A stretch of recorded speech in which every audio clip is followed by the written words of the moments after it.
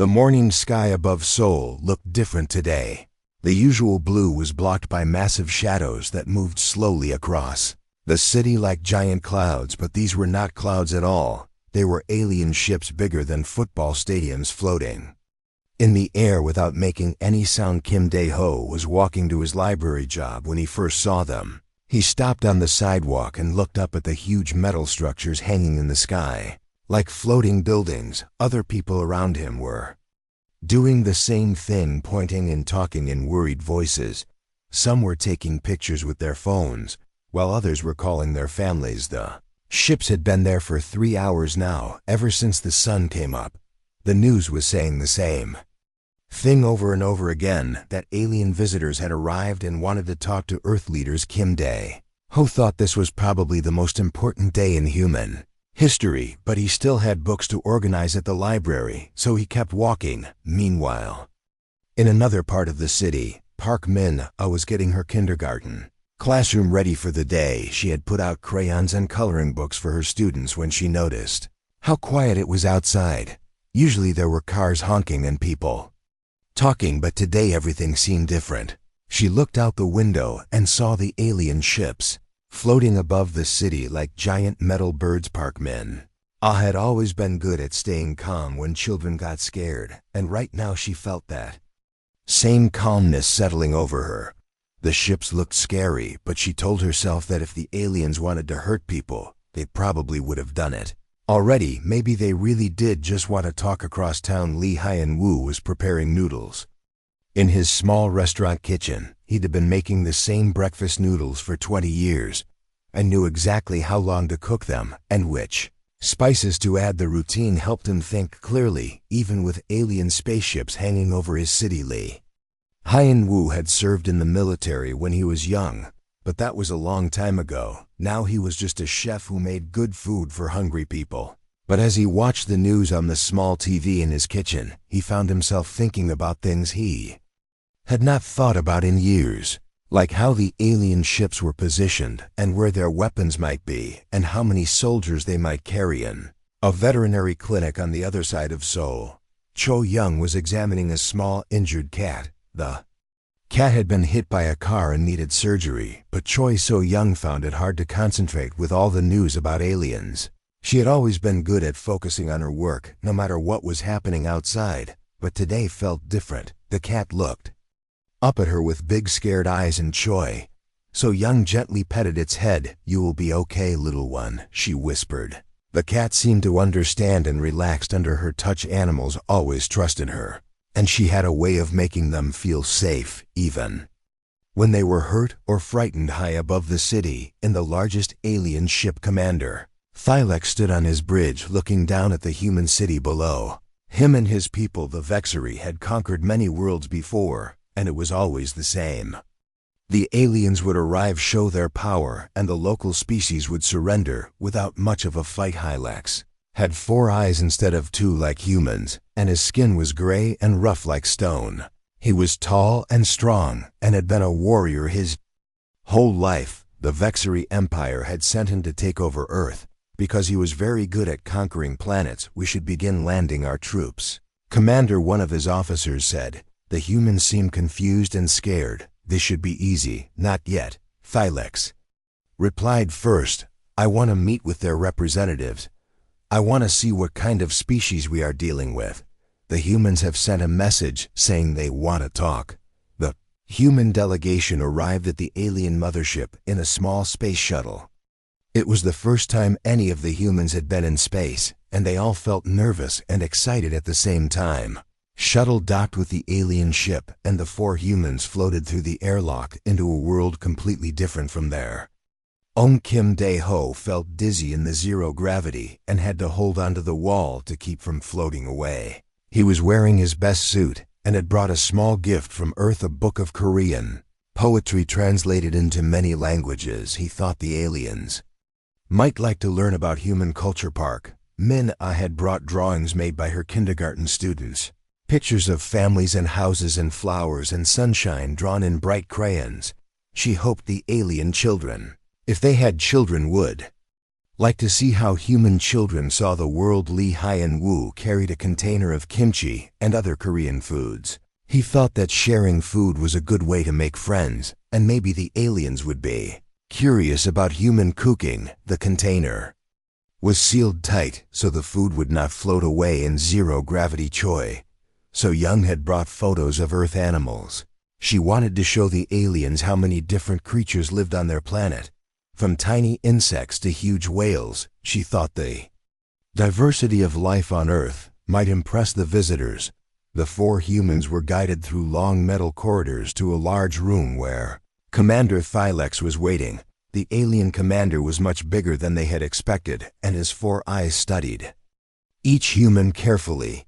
"These are your warriors?" Thylex asked through a translation device that made his voice sound strange and metallic. "We are not warriors," the human ambassador who had come with them replied. "These are ordinary citizens, we thought.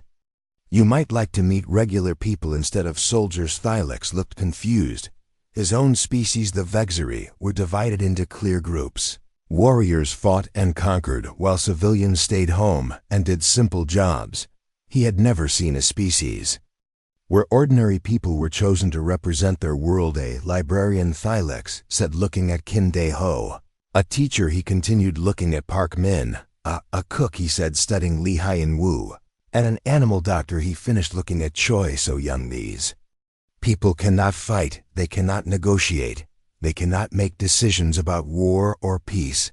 Why did you send them?" "Because they represent who we are," the ambassador explained. "They are the people we are trying to protect. They are the reason our world is worth defending." Flex found this very amusing. His laugh sounded like metal scraping against stone. "How refreshing," he said.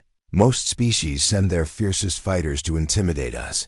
Your people must be very peaceful and weak." He turned to his officers. "Begin preparation for occupation. This will be much easier than our last conquest. The humans have no warrior class. They send librarians and teachers to negotiate." The Vexeri had made their first mistake. They thought that because the humans seemed peaceful, they would be easy to defeat. They did not understand that there was a difference between choosing peace and being unable to fight. As the meeting continued, Thylex explained his terms. Earth would surrender completely. Humans would serve the Vexeri Empire. Human military forces would be disbanded and all weapons destroyed. In return, the Vexeri would allow humans to continue their daily lives under alien rule. 4 humans listened quietly. Kim Dae-ho kept adjusting his glasses. Park Min thought about her students waiting for her at school. Lee Hyun-woo wondered who would cook breakfast for his regular customers. And Choi So-young worried about the injured animals in her clinic who needed care. "We need time to discuss this with our leaders," the ambassador said. "You have 1 rotation of your planet," Thylex declared. "If you do not surrender by then, we will take your world by force." The humans were returned to their shuttle and sent back to Earth. As they descended through the atmosphere, they could see more alien ships arriving, hundreds of them filling the sky like a metal storm. Kim Dae-ho looked out the shuttle window at his city below. Everything looked so small and fragile compared to the alien fleet. Soon those ships would land and everything would change. But none of the 4 humans felt as scared as they thought they should. Kim Dae-ho found himself thinking about military history books he had read. Park Min remembered how fierce she became when anyone threatened her students. Lee Hyun-woo was planning how to organize his neighborhood if fighting started. And Choi So-young was already thinking about escape routes and hiding places. They did not know it yet, but something was waking up inside them. Something that had been sleeping for a very long time. Something that their peaceful lives had covered up, but never truly destroyed. The Vexeri had made their first mistake in thinking humans were weak, but they were about to make a much bigger mistake. They were about to find out what happened when you threatened a species that had spent millions of years learning how to survive. The sun was just coming up over Seoul when the first alien ships began landing. The massive vessels descended slowly like giant metal birds settling on the ground. They chose open spaces, parks, and large parking lots where they could fit their enormous hulls. Kim Dae-ho was unlocking the door to his library when he heard the first explosions. The sound echoed across the city like thunder, but he knew it was not a storm. These were warning shots from alien weapons meant to scare people into staying. Inside, through the large windows of his library, Kim Dae-ho could see people running down the street. Some were screaming, others were carrying children or bags of belongings. Everyone looked terrified and confused. The peaceful morning had turned into chaos in just a few minutes. Something strange happened as Kim Dae-ho watched the panic outside. Instead of feeling scared like he expected, he felt very calm and focused. His mind started working differently, like a computer that had just been turned on after being asleep for years. The library door burst open, and a dozen people ran inside looking for shelter. There was Mrs. Young, an elderly woman who lived nearby, Mr. Park, a businessman still wearing his suit, and several mothers with young children. All of them were breathing hard and looking around with frightened eyes. "Everyone listen to me," Kim Dae-ho said in a voice that was much stronger than his usual quiet tone. "I need Mrs. Young to take all the children to the basement right now. Mr. Park, help me move these heavy bookshelves. We need to block the windows." The people stared at him in surprise. The quiet librarian, who usually spoke in whispers, was now giving orders like a military commander, but something in his voice made them want to obey. They moved quickly, doing exactly what he told them to do. Kim Dae-ho seemed to know exactly what needed to be done. He directed people to stack books in front of windows to stop bullets. He showed them how to move furniture to create barriers. He found emergency supplies that he somehow knew would be needed. Mrs. Young came back from the basement. "Where did you learn to do all this?" she asked. "I do not know," Kim Dae-ho replied honestly, "but I know we need to be ready across the city." At her kindergarten, Park Min-ah was trying to keep her students calm. The children had arrived for school just as the alien ship started landing. Now 15 little ones were hiding under desks while explosions echoed outside. "Do not worry, Park," Min-ah said in her gentle teacher voice. "We are going to play a special hiding game, just like the games we play during fire drills. Everyone needs to be very quiet and stay close to me." But her calm voice hid the strange feelings growing inside her. As she looked at the frightened faces of her students, something fierce and protective awakened in her chest. These children trusted her to keep them safe, and she would not let anything hurt them. The kindergarten door exploded inward, and 4 alien soldiers stepped inside. They were tall and gray with weapons that glowed blue in their hands. They looked around the room with their 4 eyes scanning for threats. "You humans will come with us now," one of them said through a translation device. "We are taking all civilians to processing centers." The children whimpered and pressed closer to Park Min-ah. She stood up slowly, keeping herself between the aliens and her students. Her hands were steady and her voice was calm, but something dangerous flickered in her eyes. "You made a mistake," she said quietly. "What mistake?" the alien soldier asked. "You should never threaten children in front of their teacher." What happened next would be remembered forever by everyone who saw it. Park Min-ah moved like water flowing around rocks. She was suddenly beside the first alien soldier before he could react. Her small hand hit a specific spot on his neck, and he collapsed without making a sound. Second soldier tried to raise his weapon, but Park Min-ah was already moving. She grabbed his arm and twisted it in a way that made him drop his gun. Then she touched another pressure point, and he fell unconscious too. The third and fourth soldiers barely had time to understand what was happening before they were also lying on the floor, their weapons scattered across the kindergarten carpet between scattered crayons and picture books. The children stared with wide eyes as their gentle teacher stood over 4 unconscious alien soldiers. She had not hurt them badly, just made them sleep like she was tucking them in for nap time. "Emiamabakork," one of the children whispered. "How did you do that?" "I learned it from watching nature documentaries," Park Min-ah said, which was not exactly a lie.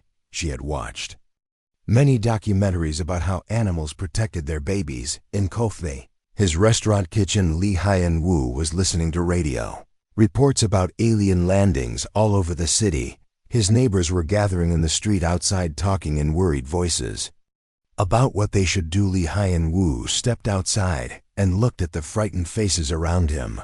These were people he had known for years. He had served them meals and celebrated their birthdays and helped them during hard times now they needed help again. "Everyone come inside my restaurant," he called out. "We need to organize ourselves." "But what can we do?" asked Mr. Kim, who ran the hardware store. "We are just ordinary people. We are not as ordinary as we think," Lee Hyun-woo replied inside the restaurant.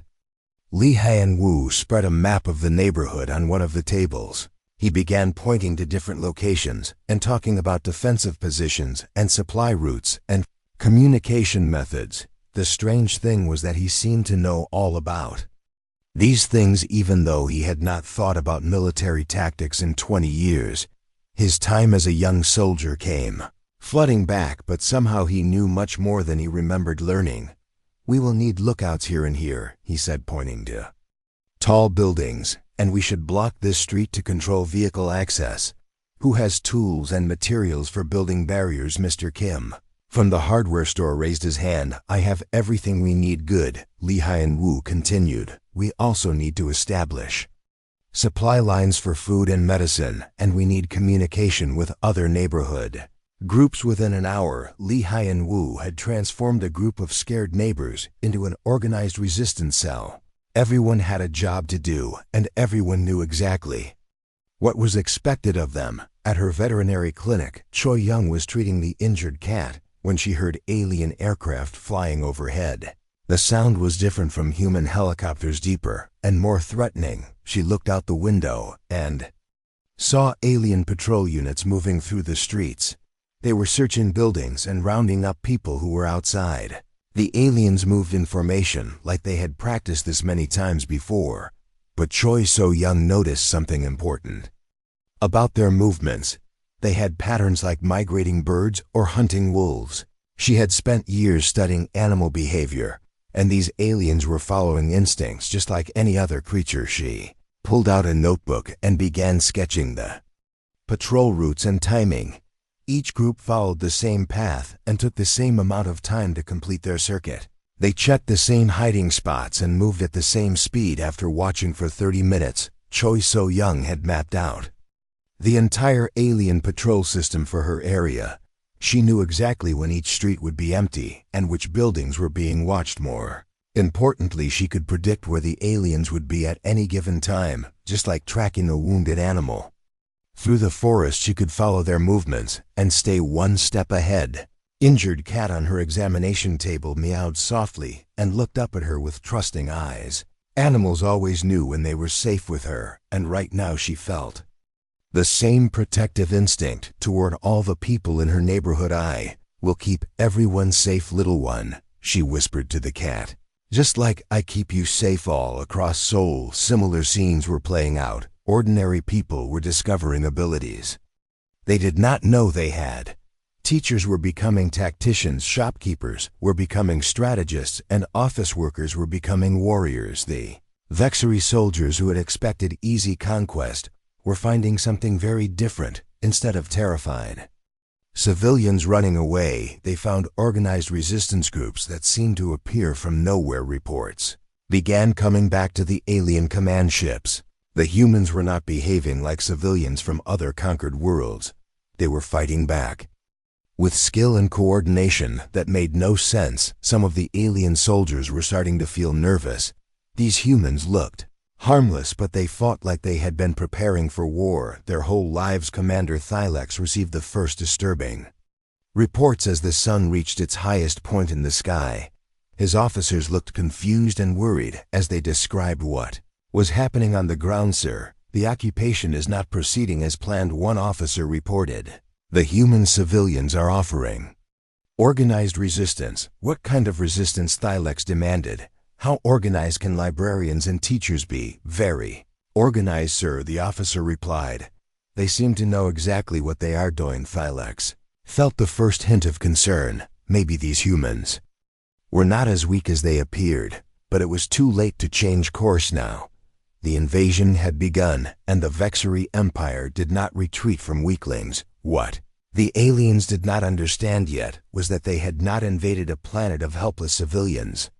They had awakened something that had been sleeping in the human species for generations, The peaceful people of Earth were remembering what it meant to be survivors. Commander Thylek stood in his command center staring at screens filled with reports that made no sense. His invasion of Earth was supposed to be finished by now, but instead, his forces were being pushed back by people who were not even soldiers. The reports kept coming in from all over the planet, and they all said the same impossible thing. Human civilians were fighting like trained warriors. A flower shop owner in Tokyo had somehow destroyed 3 alien vehicles using homemade explosives. A school principal in London was coordinating airstrikes with weapons that did not exist yesterday, sir. His intelligence officer said nervously, "We are detecting organized resistance in every major city, but the resistance leaders are not military personnel. They appear to be randomly selected civilians. Show me the surveillance footage," Thylek demanded. Main screen filled with images from around the world. In New York, a human female who worked at a coffee shop was leading a squad of office workers in complex military maneuvers that would impress Vexery generals in Mumbai. A male who taught children was somehow jamming alien communications using equipment built from household items. "This is impossible," Thylek growled. "How can civilians know these things?" In Seoul, Kim Dae-ho was meeting with other resistance leaders in the basement of his library. The quiet space filled with books had become a command center where ordinary people planned military operations. Park Min arrived first, still wearing her kindergarten teacher clothes, but now she carried a backpack full of alien weapons she had taken from unconscious soldiers.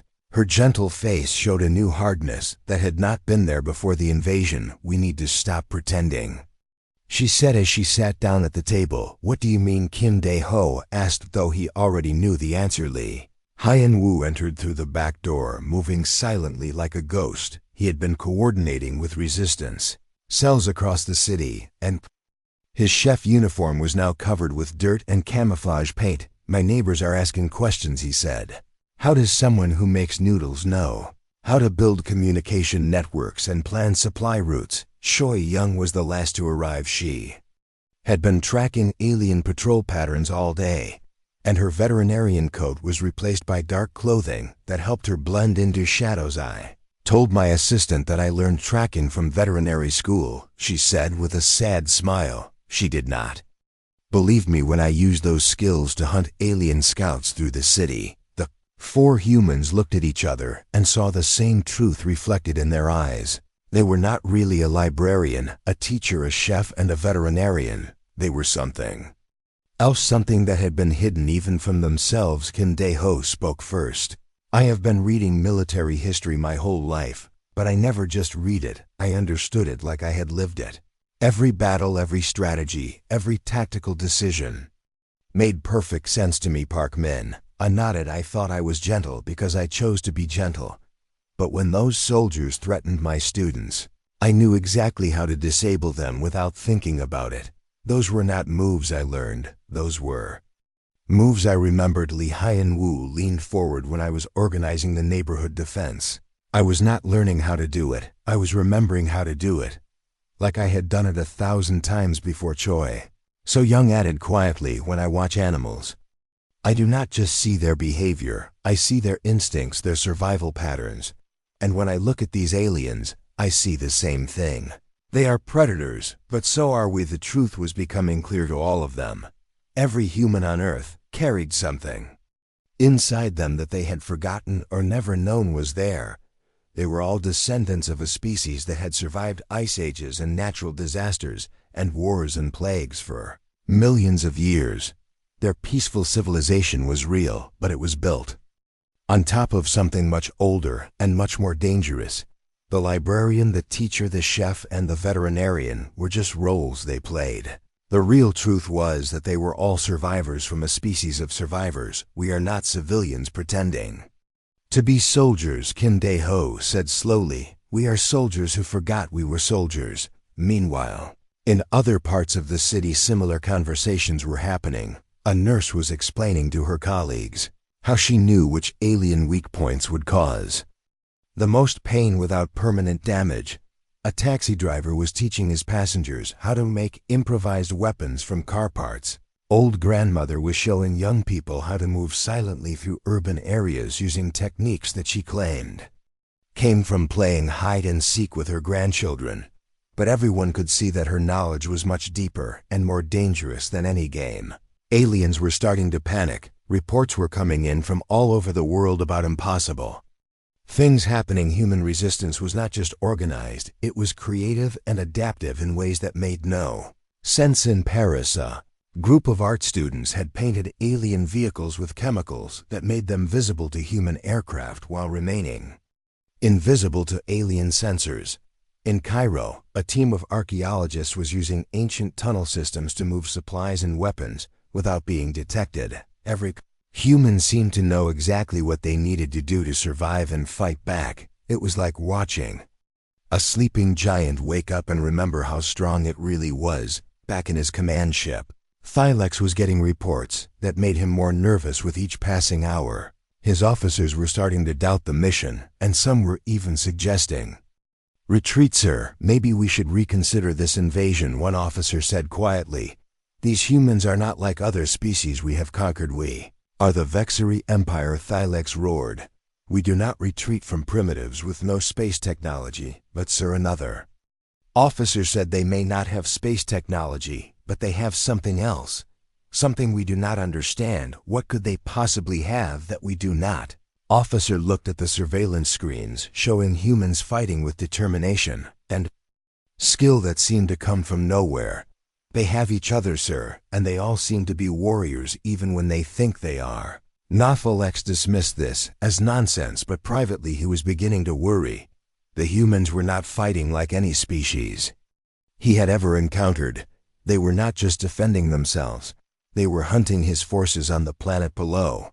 The truth was spreading from person to person. Humans were realizing that their peaceful nature was a choice, not a weakness. When that choice was taken away, when their families and homes were threatened, something ancient and powerful awakened inside them. A accountant who had never thrown a punch was suddenly coordinating artillery strikes. The librarian who read about battles was now fighting them.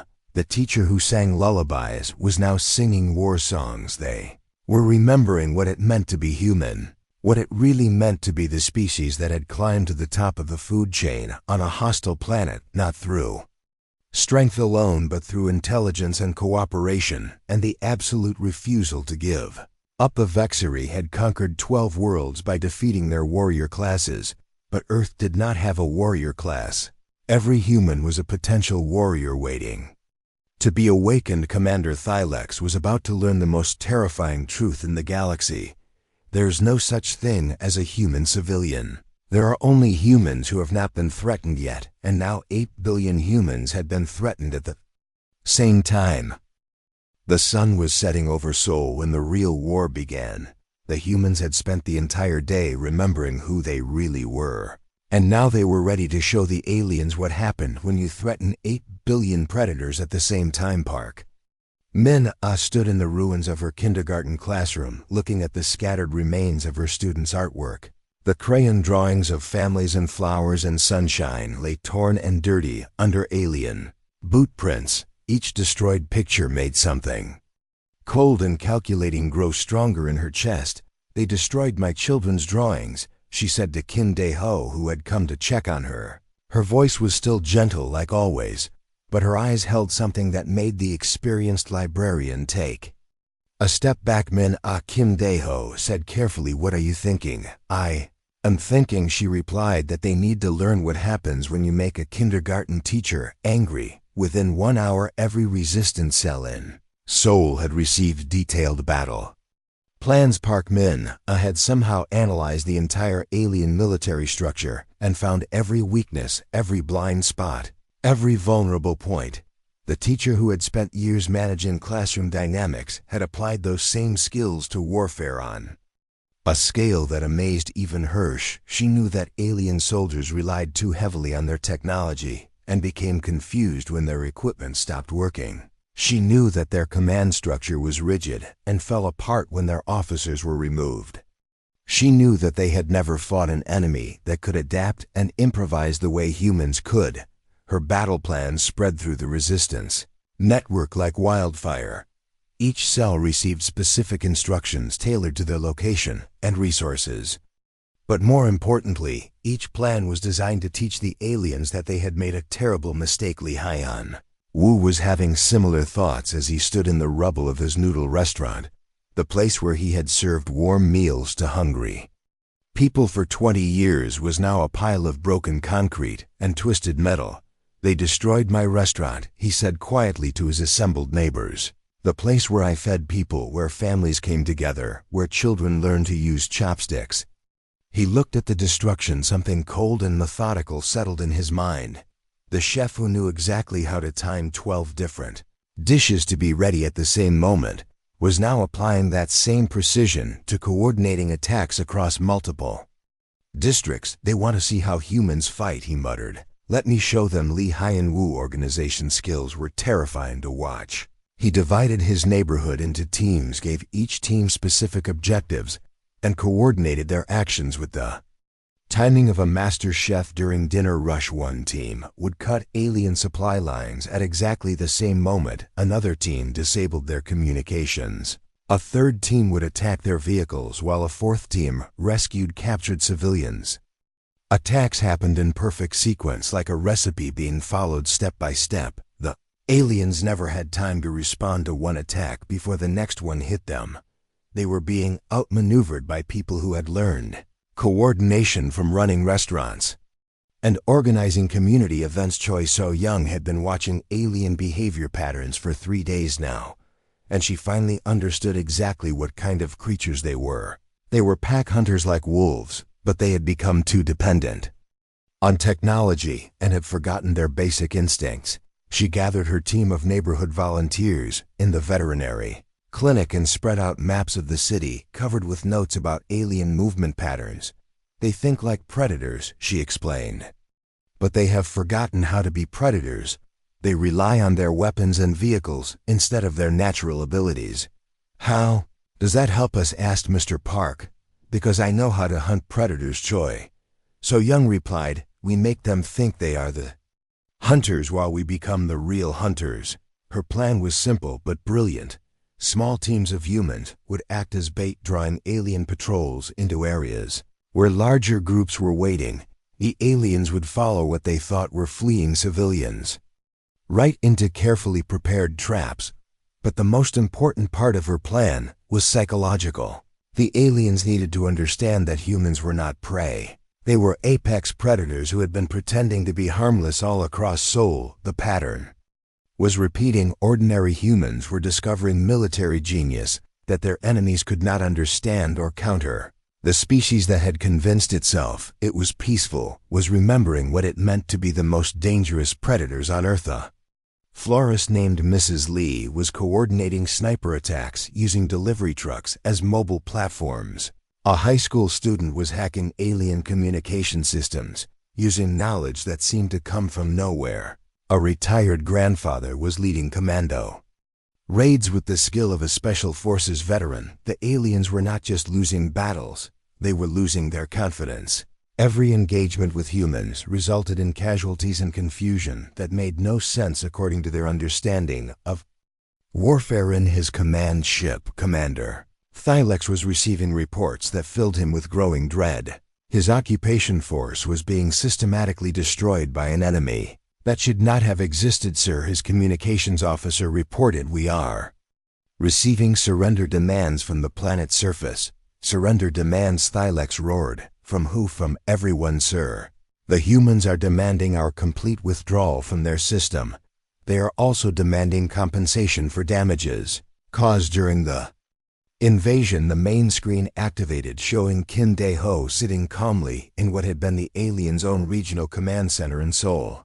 The quiet librarian had somehow captured the entire facility without firing a single shot. Commander Thylex, Kim Dae-ho said politely, I believe we need to have a conversation. Behind him stood Park Min-ah, Li Haiyan Wu, and Choi So-young. The 4 civilians who had been dismissed as harmless were now clearly in control of the entire situation. This is impossible.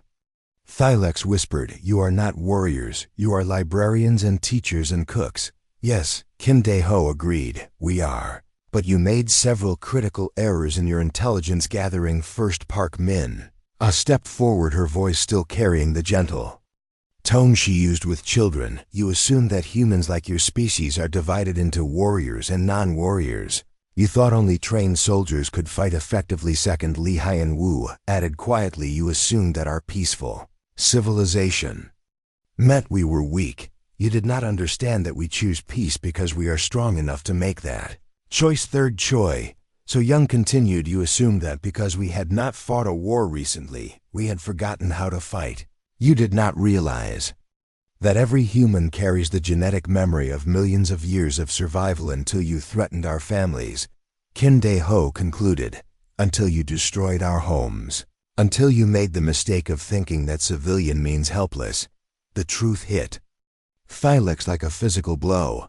He was not fighting soldiers who had been trained to kill. He was fighting an entire species that had evolved to survive anything the universe could throw at them. These humans had not become warriors when the invasion started. They had always been warriors. They had just been polite enough to pretend otherwise. Every human on Earth was a descendant of survivors who had lived through ice ages and natural disasters and plagues and wars. They had climbed to the top of the food chain not through accident, but through an absolutely ruthless determination to survive and protect their families. And now the aliens had threatened 8 billion survivors at the same time. Counterattack was not just military, it was existential.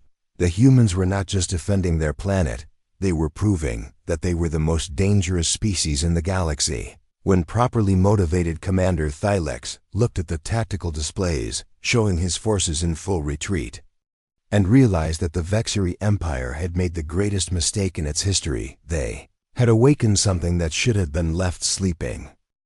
The Vexery command ship hung in Earth orbit like a wounded animal desperately trying to escape a trap. Commander Thylex stood before his main screen reading casualty reports that made his 4 eyes burn with disbelief. In just 5 days his mighty invasion force had been reduced by 70%. Not destroyed, his officers kept telling him. Captured, disabled, or simply outmaneuvered by an enemy that was supposed to be helpless civilians. The humans had somehow turned the most advanced military technology in the galaxy into toys in the hands of librarians and teachers. Sir, his tactical officer said with a trembling voice, we have completely lost contact with ground forces in 47 major cities. The humans have captured or neutralized our equipment and are now using it against us.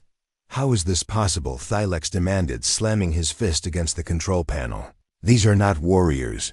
These are ordinary people who read books and teach children and cook food. The answer came from an unexpected source. A transmission from the planet's surface appeared on his screen, showing a human female sitting calmly in what had been the Vexery Planetary Command Center. Hello, Commander Thylex, said Dr. Sarah Kim, a university professor who specialized in ancient history. I think it is time we had an honest conversation about what you are really dealing with. You are just a teacher. Thylex snarled. Yes, she replied, and that is your first mistake. You keep saying just a teacher, just a librarian, just a chef, as if these things make us weak. But you do not understand what these jobs really mean. She stood up and walked to a wall covered with charts and diagrams that showed human evolutionary history. Let me explain something about teachers, Commander. We spend our lives learning how to take complex information and break it down so that young minds can understand it. Do you know what military strategy is? It is complex information that needs to be broken down so soldiers can understand it. Every teacher on Earth has been practicing military planning their entire career without realizing it. We call it lesson planning, but the skills are exactly the same. Thylex felt something cold growing in his stomach. And librarians, she continued, a librarian is someone who has access to all human knowledge, including every military manual, every battle strategy, every tactical innovation our species has ever developed. When you threaten a librarian, you are threatening someone who has read about every war humans have ever fought. What about cooks and doctors and shop owners? Thylex asked desperately. Cooks understand logistics and supply chains. Doctors understand anatomy and weak points. Shop owners understand economics and resource management. She replied, every human occupation teaches skills that can be applied to warfare when necessary. But you are civilians. Thylex protested. You do not have military training. The professor smiled, and it was not a kind smile. We do not need military training. Commander, we are humans. Every human child grows up playing games that teach military tactics. We call them sports and video games and playground activities. But they are really training exercises every human learns to work as part of a team to compete. For resources to adapt to changing conditions, to never give up even when losing. These are not civilian skills, Commander. These are warrior skills disguised as normal life down on Earth. The reality of human nature was becoming clear to both species. Kim Dae-ho sat in his reclaimed library surrounded by military history books that he now realized he had not been reading as entertainment, but as instruction manuals. The knowledge had always been there waiting. The tactics of ancient generals, the strategies of modern armies, the innovations of military engineers. It was all available to anyone who wanted to learn, and humans had been learning for their entire lives. Without knowing they were preparing for War Park, Min-ah was back in her kindergarten. But now it served as a command center for civilian evacuation and refugee assistance. The same organizational skills she used to manage 15 children during snack time were now being used to coordinate the movement of thousands of people. Lee Hyun-woo had rebuilt his restaurant, but now it was also a communications hub where resistance leaders met to plan operations. The kitchen that had served noodles now served as a place where ordinary people learned to become extraordinary warriors. Choi So-young had returned to her veterinary practice, but now she also briefed reconnaissance teams on tracking and hunting techniques that she had learned from studying animal behavior. Every skill she had developed treating injured animals could be applied to understanding alien behavior patterns. The four humans met one last time in Kim Dae-ho Library as reports came in from around the world. The alien retreat was accelerating with Vexery ships fleeing Earth as fast as their engines could carry them. We won, Park Min-ah said quietly, but she did not sound happy about it. Did we, Kim Dae-ho asked her. Did we just remember what we always were? That is the question, Lee Hyun-woo replied. What happens now? Do we go back to pretending we are harmless? We're never pretending, Choi So-young said. We really are peaceful people who choose not to hurt others. But when our choice was taken away, when our families were threatened, we remembered what our species is capable of. The truth was spreading across Earth like wildfire. Humans were realizing that their peaceful civilization was not built on weakness, but on strength, so complete that they could afford to be gentle. They had not lost their ability to fight, they had simply chosen not to use it. Every human carried within them the genetic memory of ancestors who had survived everything the universe could throw at them. Ice ages, volcanic eruptions, plagues, predators, disasters that would have destroyed weaker species.